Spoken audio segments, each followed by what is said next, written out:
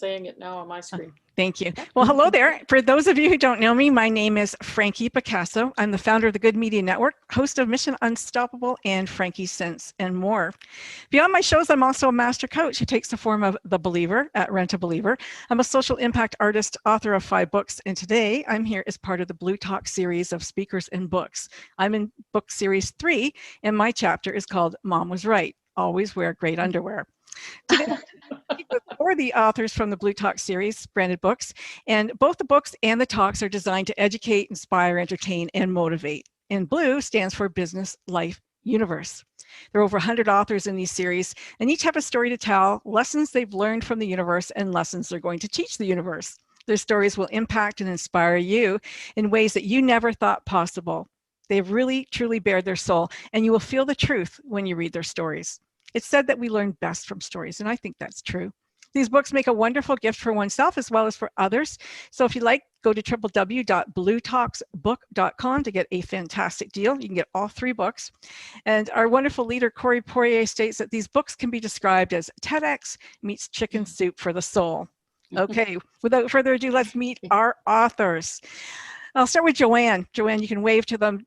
Joanne is a wellness coach. She is owner and founder at Prism Transformational Coaching and Consulting. She is also leadership counsel at the Wellness Universe and wellness ambassador at the Wellness Universe. And she's an author in the Blue Talk Series 2, and her chapter title is Knock Knock. She hails from St. Paul, Minnesota. Rebecca Luna, Rebecca Wave, is also a life purpose empowerment coach, and she's the founder of Rebecca Luna Speaks. She's also in the Blue Talk Series Book 2, and her chapter is called If I Never Would Have Failed, I Wouldn't Be Where I Am Now. And she's coming to us today from Palm Springs. Janine Wiley, is it Humaniac? Janine, is that how you pronounce it? Also known as Jay Wiley. And she's the owner photographer of Arts Farts Photography, and she's a Reiki practitioner at Intuitive Soul. She's also an author in the Blue Talk Series 3, and her chapter is called Now, and she's from Edmonton, Alberta. Tiffany Sparrow is also with us. She's a musical alchemist, a singer, songwriter, certified music therapist, sound healer, yogi, and body image coach. She can be found at Sparrow Harmonics, and she is also in Blue Talk Book 3, and her chapter title is Singing My Way Home. Welcome, ladies. So great to have you all. Thank you for having us. It's really fun. It's really fun to be able to connect. And I mean, this is my second anthology that I've done. The first one I led everybody, and this is my second one that I'm part of. But, you know, you hardly ever get to meet everybody unless you're in charge of it all. And so that's kind of exciting to be able to talk to everybody, especially now with Christmas just around the corner. These books are coming out and they're amazing stocking stuffers, I would think. And so I'm going to invite each of you to, you know, talk a little bit about your chapter. But Tiffany, I'll start with you because you have the shortest time, I think. Yeah, I've got to take off. How did you meet Corey? How did you become a part of the Blue Talk series? So the lovely Deanne Riendo, who is connected with Your Holistic Earth, who is a fantastic person and an amazing connector. Yeah, she connected me with Corey. I've been just working with her in various capacities, and I will play music at some different Your Holistic Earth events, et cetera, et cetera. And so that was the connect there. It's interesting how everybody is spiritual. You know, is like, it seems to be, I'm going to say it's a thing now, but I guess when you're in that circle, the more you're in that circle, the more you meet people who are spiritual or who find their way to spirituality and, you know, a metamorphosis, I think. Joanne, I'm going to ask you the same question. How did you come to Blue Talks? Corey reached out to me on Facebook. I never really asked him what prompted that, but it just seemed right timing because I was actually really feeling called to be writing this year, especially, and this was pre-COVID, but I just felt it was a year. I had done my vision board. I do vision board workshops for people, and my word of the year was stay. And looking at that and thinking, okay, stay. I don't like that word. I don't want that word. I want to be gone. I want to be out, you know, but it was stay. Yeah. And so I thought, okay, it's a year of inner work. I'm going through something deeper now, because of course we go deeper and deeper through levels, and this is going to be a year of deep diving again, and that's actually what transpired. And I've been writing a lot, and you know, I've been given the time to do that, and this was part of that. It just all came together. So It has been a Very year of excited. reflection and inner reflection, I think, by choice and not by choice. Exactly. Yeah. Maybe. Yeah. Janine, what about you? What happened with you? How did you find yourself here?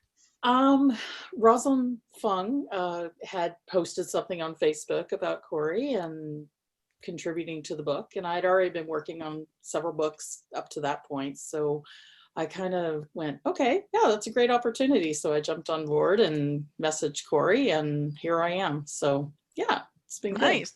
good. Nice. Yeah. Rebecca? I met Corey last year at Brendan Bouchard's influencer event in San Diego, California. We hit it off, went to lunch with he and his wonderful girlfriend, Shelly, and we've been in contact this whole time.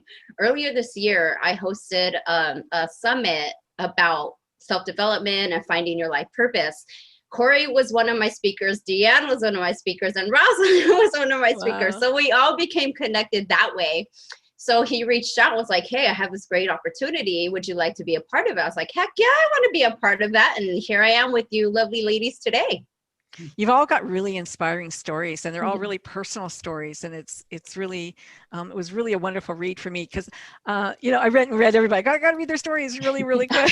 And I think that's the beautiful part about that book too, that you don't have to read it cover to cover. You can, you know, go like this and go, what do I need, universe, today, and just open it up and find a chapter. And I think all of the books are, you know, it'd be amazing to have all of the books really, and they're offering like wonderful prices for them. I don't even know what the price is, but I know it's a wonderful price.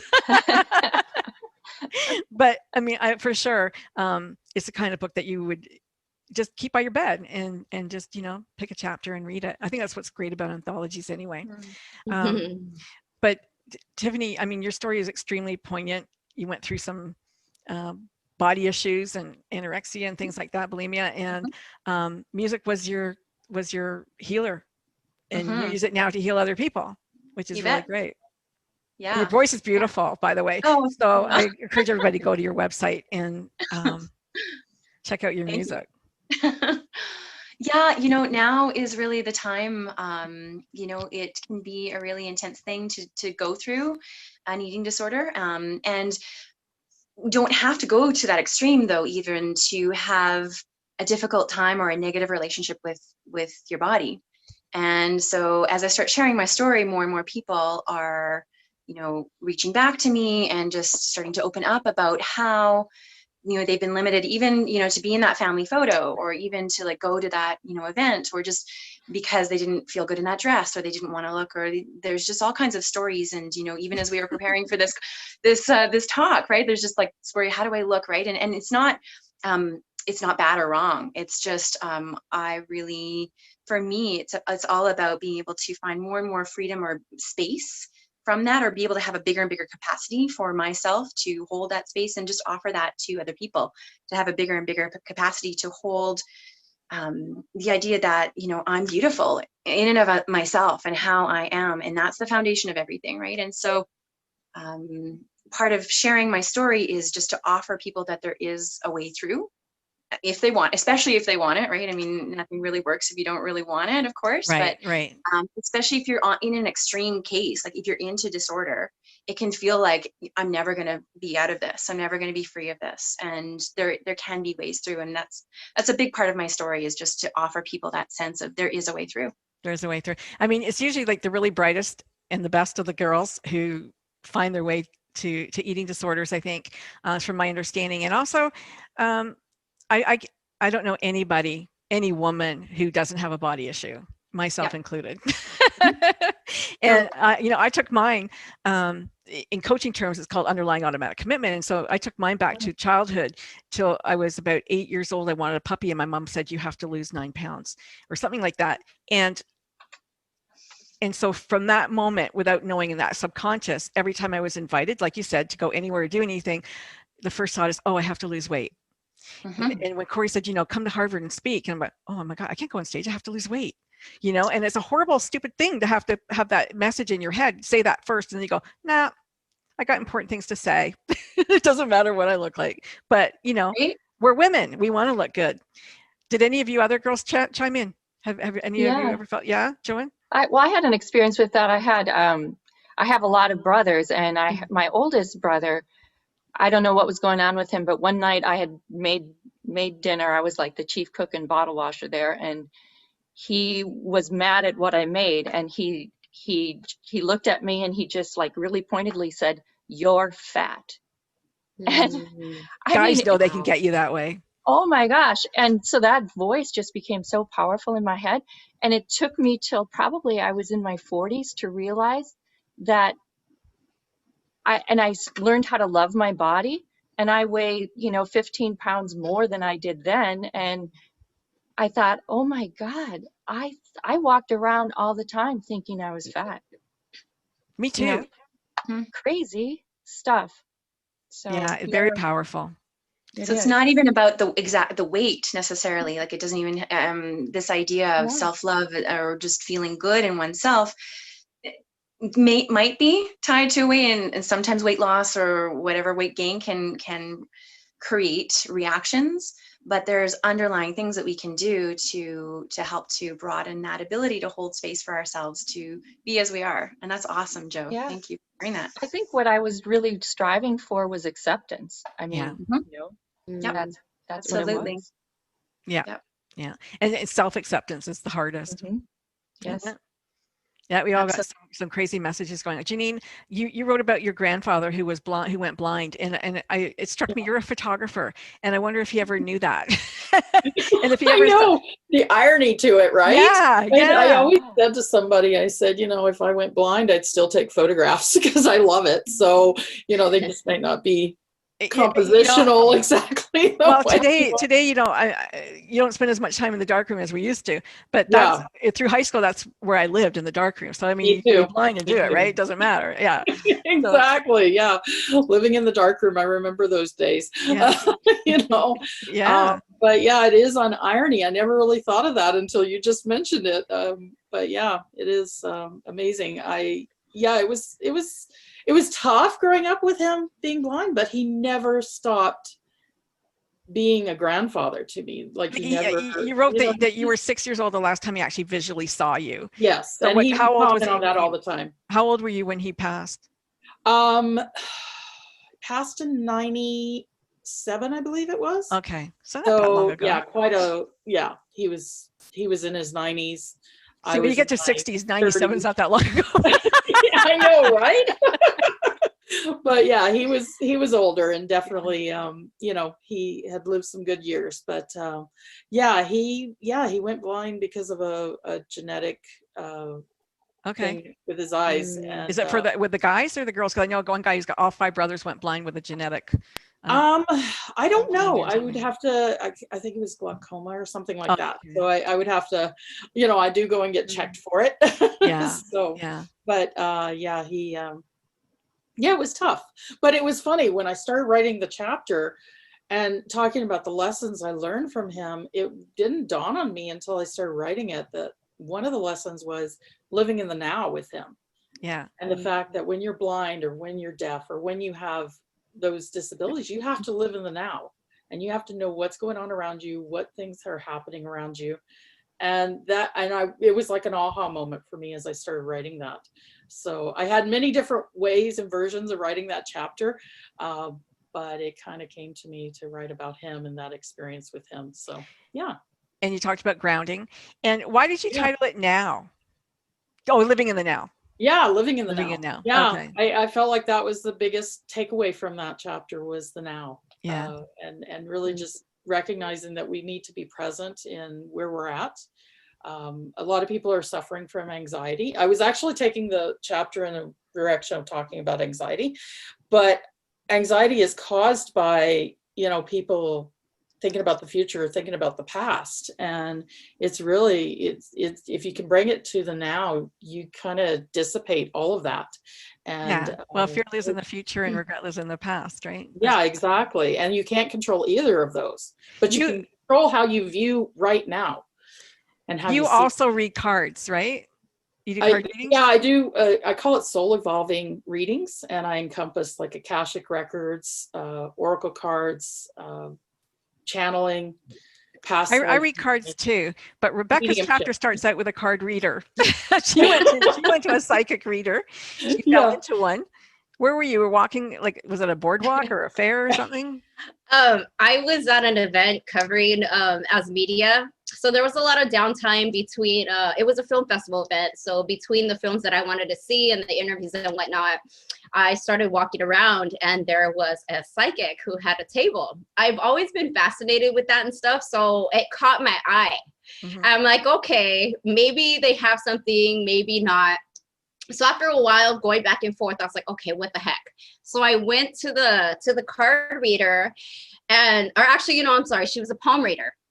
So I gave her my hands and she saw so much. She described my family members.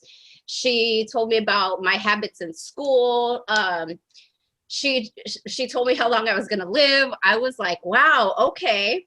So going into the book, there was one thing that she saw that I just didn't agree with. I was like, okay, that's enough. I thank you for your services, but I was at that point where I didn't want to hear anymore. So, Rebecca was going to be a superstar.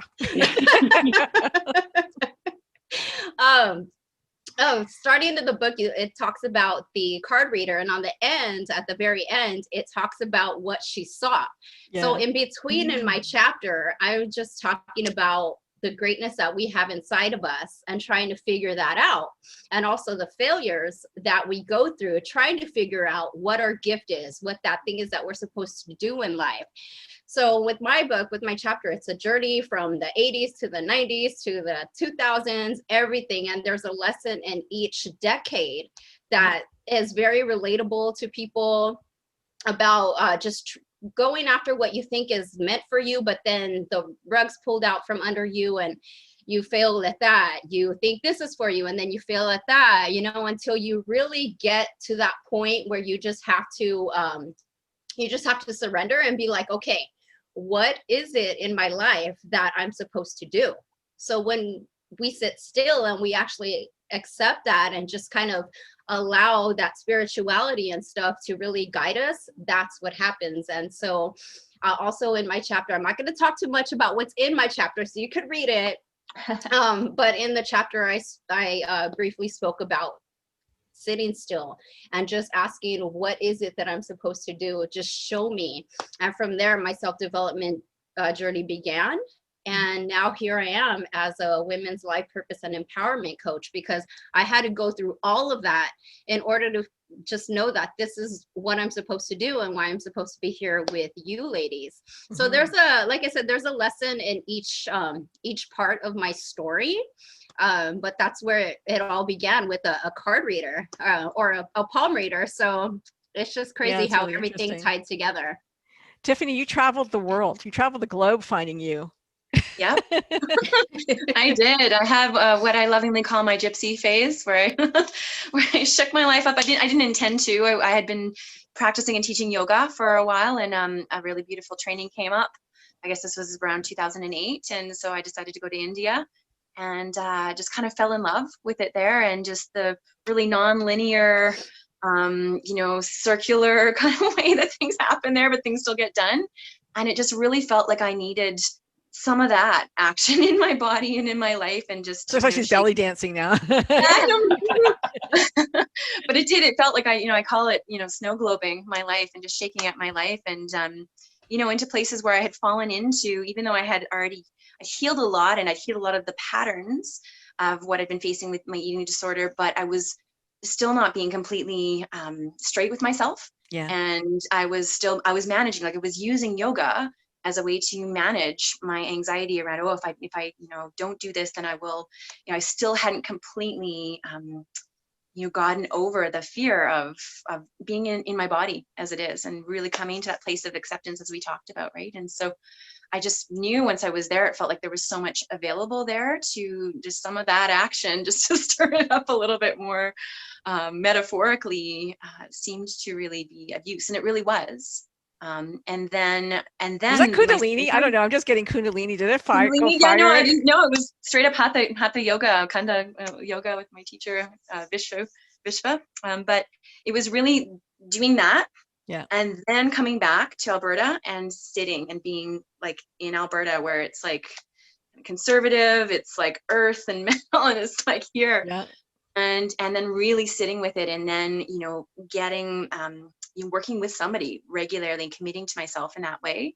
Those two things were really the last pieces that really did it for me, I think, when it came to evolving and you know, looking for alternative methods to what was given to me initially was, you know, just the traditional, you know, here's some drugs and here's some cognitive behavioral therapy. And it just was like, like I'm just talking circles. And then, yes, the circles are good, but let's bring them down here into my body. Yeah. That's so interesting. Wow. Joanne, your title was Knock Knock, and I really so resonated with your piece because I think we were talking the same, but at different, calling it different things, because I felt during my time just prior to my accident that the universe was calling, and it was knocking, and it was saying something, and I kept going, I hear you, but you're not telling me clearly what the heck you want, so I'm just going to go about my day. And they're going, no, you're going to do this. And I go, you're still not clear. I don't know what the heck you want from me, but you know, so if you can't be clear with me, I can't help you. And then they knocked me out. And, you know, I spent 6 months in a hospital. And at that time, I mean, all you have to do is listen. And, oh, okay. So it was like, it was almost the same as like you're saying, like, if you don't listen, they're going to stop you and make you listen. Yeah, yes. I actually enjoyed that in hearing you this morning, because I thought, oh my gosh, we have very similar ways of moving Yeah. through really important junctures of life that completely throw everything upside down. So yeah, I think I went through a series of these. There was I feel like when I was a young child, I used to have these colors that would dance around my room. They Oh, were wow. friends. I think of them now as they were, you know, angels or Yeah, whatever you want orbs to or call whatever. it. Yeah. So, yes, but they were lively, they were fun, they were companions to me, and everybody said that I made excuses for them, and I was like, no, I'm wide awake. You know, and I shut it down. I was like, okay, nobody believes me, and Happens then to I kids had all the somebody move into time. the room with me as a child, and I was like, okay, goodbye.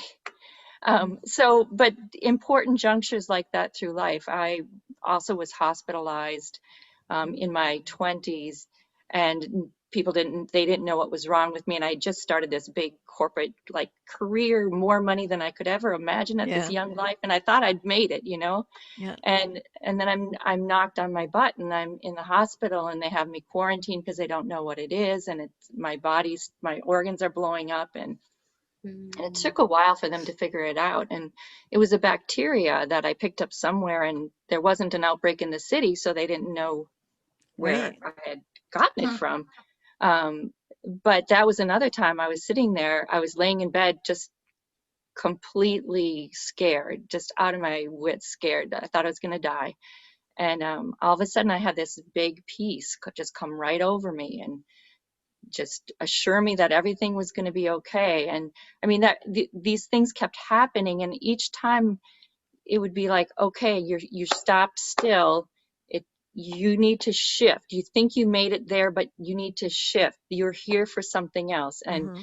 you know, it happened to me 2 other times where an accident, I literally, you know, like wiped myself out badly. And another time, well, and then I've had a couple car accidents, and then a debilitating illness, and every time it would just level me. And each time I thought that I was doing what I was supposed to do in the world, as Yeah. far as intellectually and providing for my family and using the gifts that I'd been given. But I was afraid of the spiritual side of my life.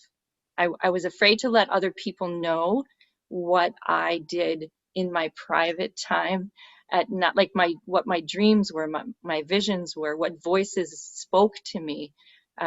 So I just shut it up. I kept shutting it down. But I actually had this actual conversation with spirit. I was like, I can't do that. Like, I knew it was going to throw my life into this topsy-turvy and really affect my kids. And I just like, I can't. And so they took me down, and what happened from there was just amazing. It was literally a stopping place, and my kids they rallied around me, and He's like, whatever you need to do, Mom, we're here. Just Oh, that's do what you great. need to do. My kids are like, did the universe tell you to do that? Something Yeah, silly. I mean, in that way, it's funny you say that, Frankie, because it's kind of like this, we say it in humor, but I think Yes. everybody understands what we mean, but Yeah. they're like, oh, it's one of Mom's things. She's Yeah.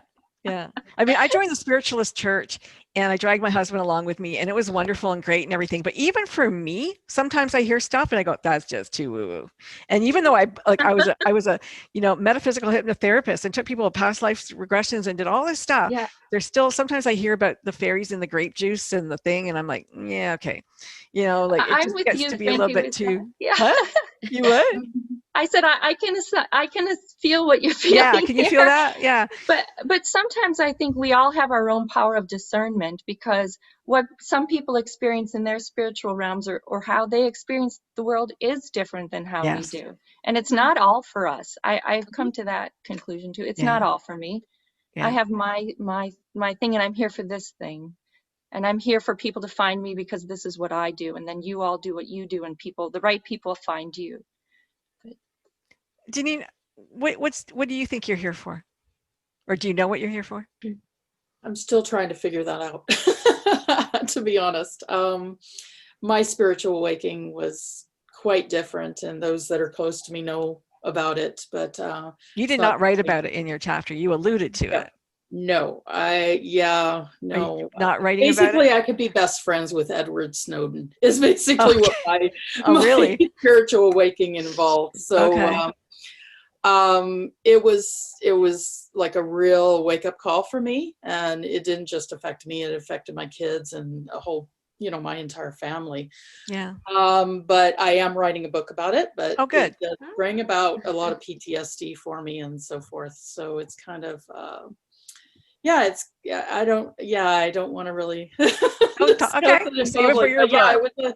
it was a wake-up call. But I've always been spiritual. Even as a child, I was spiritual Yeah. throughout my life. Do you think your photography has anything to do with it? Well, it's funny because I've always recognized that when I take photographs, I'm seeing like the sacred geometry when I take a photograph. So I'm always trying to capture that when I take the photograph. And I don't think I've ever been successful at it yet, but that's what I see when I visually go into my photography and do that. So But what about your client? What about your clients? Like, do they see themselves finally the way you see, or the world sees them? Do you think? Yes, I've had a lot of good feedback because I when I did my wedding photography, stopped doing that in 2011. And now I've picked up kind of doing a different type of photography where I'm doing lifestyle photos of people and just capturing them as they are, rather than standing in front of a camera and looking at it. And, it really gives people, it eases people's mind, and it gives them a fun. It allows them to have fun in front of the camera rather than feeling like they have to be all prim and proper and posing and, have that perfect smile. And so I think a lot of clients have resonated with the type of photography that I do. And that's what more clients are looking for, is that type of photography. So, yeah. What's your age group that you work with, Rebecca? Mostly, who's coming to you? It is women ages 30 to 45 years old, because I help them figure out what it is that they're meant to do, or just empower them to get out of their shell and be that strong, beautiful, confident woman. So if you look at it, okay, I had a child very young. So women in my age group, I'm 41 years old, I am doing me now. I'm living my life. My son's in college and whatnot. So you have women in that age group who are the empty nesters trying to figure it out, or trying to get back to the dream that they once had. Or if you look at the opposite end of the spectrum, it's the ones who started their careers early, right out of high school, and got that job and this and that, but now they're getting older and they're like, okay, now I want to have kids, or now what do I do with my life, because they're going into a new season. Right. So I help them figure that out. So that's why women 30 to 45 come to me for that. Right. I felt that, I don't know if you guys experience this, but a lot of women do, like in their 30s, somewhere in the 30s, around 34, 35, an event happens. It's like a wake up. And you feel very powerful. there's like a real power thing that I found happens with women at that age. And you come into your own. I think you've really come into your own. I don't know if you guys felt that or not in your 30s, but I did. And I know a lot of it's actually called something. I can't remember what it's called, but it's pretty neat. I hope it happens again. No, we all go through seasons in our life. So whatever the season calls us, or if we sit still and just kind of listen to what the universe has, it can really come to us, or we can be led to that person that can help us figure that out. Whatever the case may be, everybody's unique. You know, I see there's a lot of women here, and if the guys are listening, and I'm sure that there are some male authors, and I didn't even go through to see how many there are. I don't know if it's, even, but even for men, if you were a man, wanting to read this book and thinking, oh, it's all girly stuff, what would you say to them, Joe? I work with men and women, and I think it's for we're human. That's what I would say. We all have all of this inside of us, and maybe women have been better over time in voicing it out loud.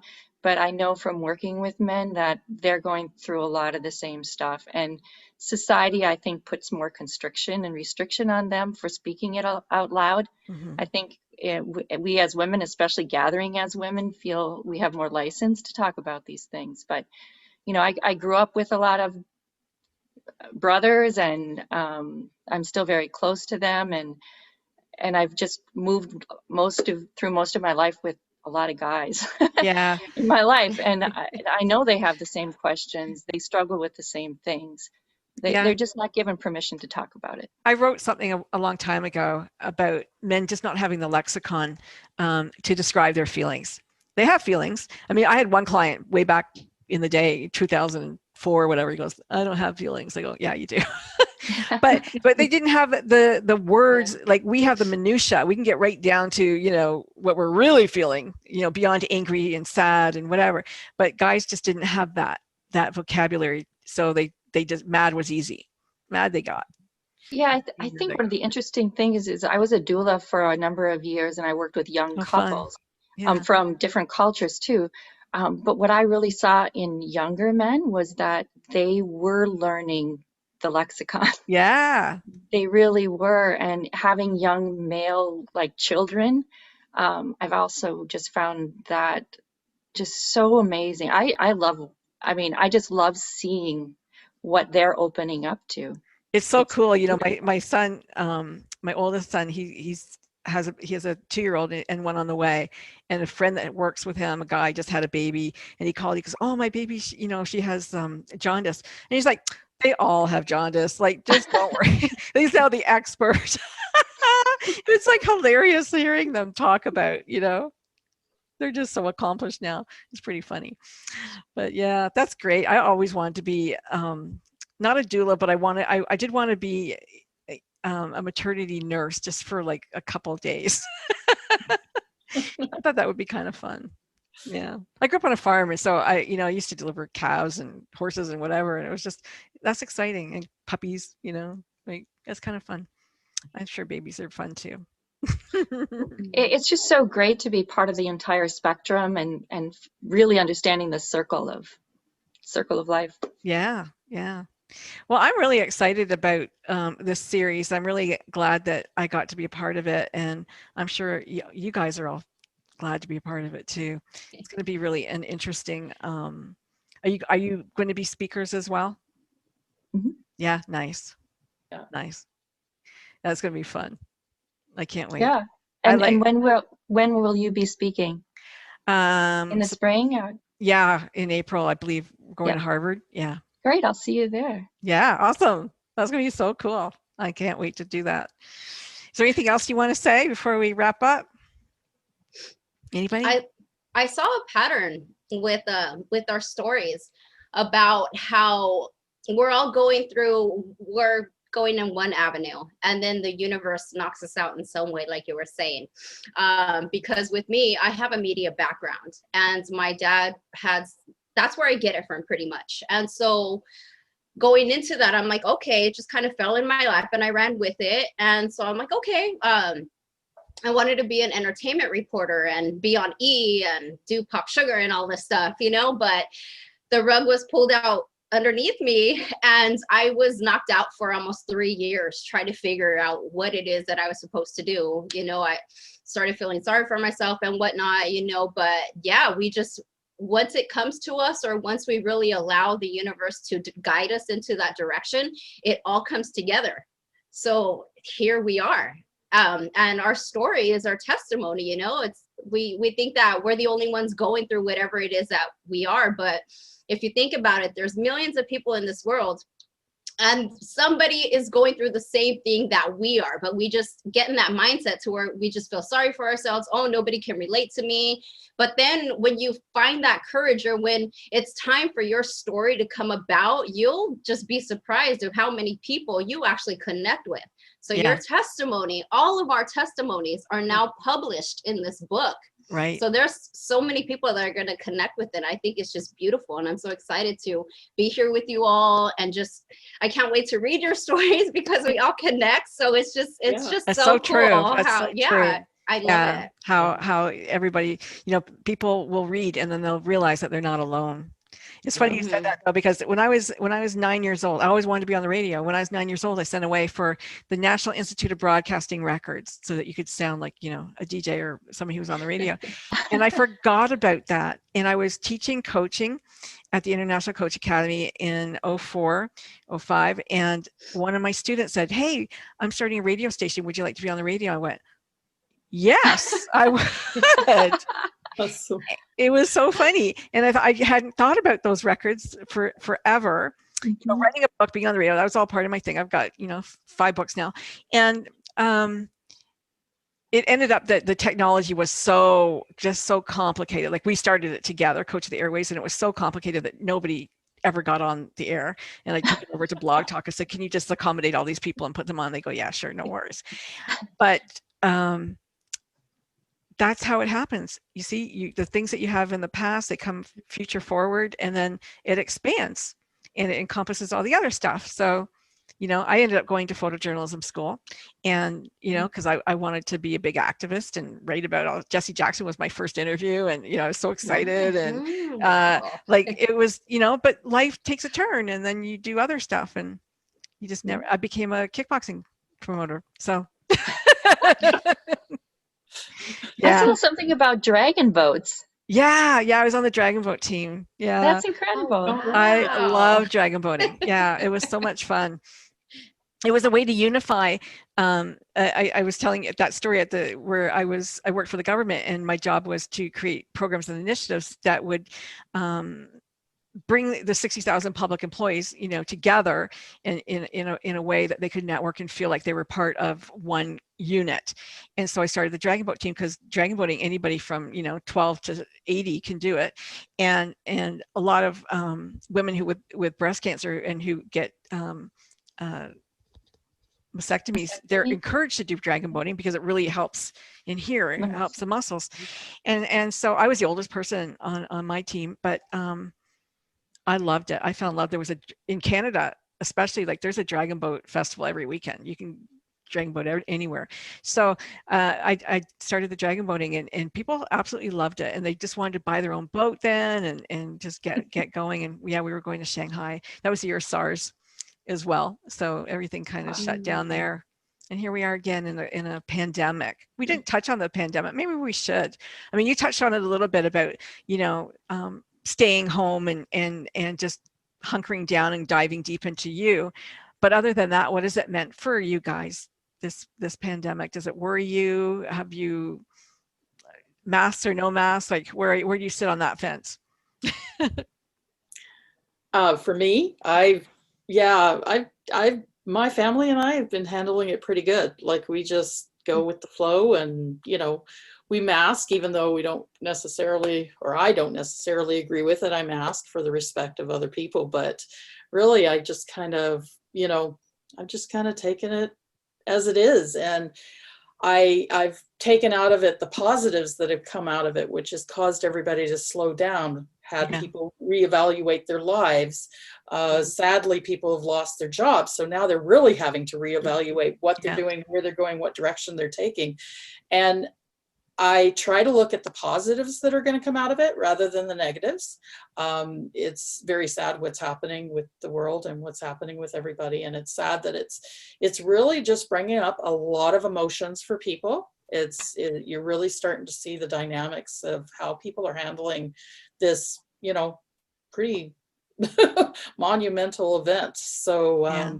it's, It's so interesting, Jean. I don't mean to cut you off, because like this was the year Yeah, that's that I okay. really felt that everybody was, those in the spiritual side of things were attaining that fifth dimension thinking. They were heading there. And then yes. this pandemic hit, and I don't know if, through all the sadness and the death and the whatever happened with that, what's happened to that, but it almost feels like there's I don't know. Yeah, I think there's a very big shift happening. Like, I think it's waking up a lot of people, and it's really sad, the fear that it brings out in people, but it's trying to get past that. Like my story as to how I spiritually awoken really touched on my fears. And when I went through what I went through, it kind of made me realize, oh my God, I got through that. And now I'm fearless in the sense that I don't if I have a fear that comes up, I deal with it right away. Yeah. I figure out what it's about. I figure out the emotions behind it, and I figure that out. Same thing with illness. If I get ill, I find out the emotions behind it. What's causing this illness?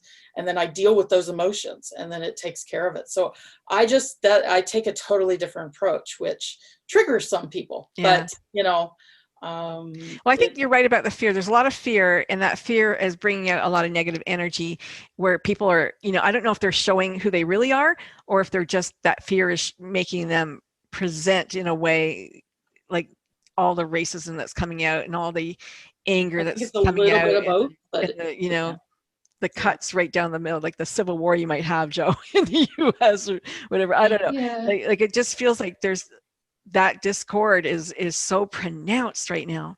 Haven't felt it for a very long time. And I really feel, no, I really feel that it was always underneath all of it. it was. And now we're seeing it, and the only way that we can care for it and transform it is to actually acknowledge it and say okay, you're here. Now let's have some conversations that may take a lot of courage to find out, what are we going to do to heal this? Right. And I think people that haven't had voice before and have really been angry, their anger is out there. And although it's, it's maybe more aggressive than it would have been because of the times, but in a way, I feel like people wouldn't have paid attention to it either. So as hard as it is, I think that there's a lot of long-term, if we pay attention and if we respond with loving compassion and loving kindness and really try to see each other, I think that it's a very big healing time, a time for tremendous healing. My family, we all mask. I'm in a family with people on the front lines in healthcare, and I come from a family of people in funeral service. So, wow. I grew up in that, and so it's the whole spectrum of. And I was a birth doula, so it's like birth, life, death, and it's this constant creative process moving through all the time. And I don't know, I've really found it to be a beautifully reflective period of time in my life, and hopefully I'll use that for good. I know you will. I know you will. Well, thank you so much, Janine, Rebecca, Joanne. Like really, really great speaking to you girls, and our friend Miss Sparrow, who had to leave us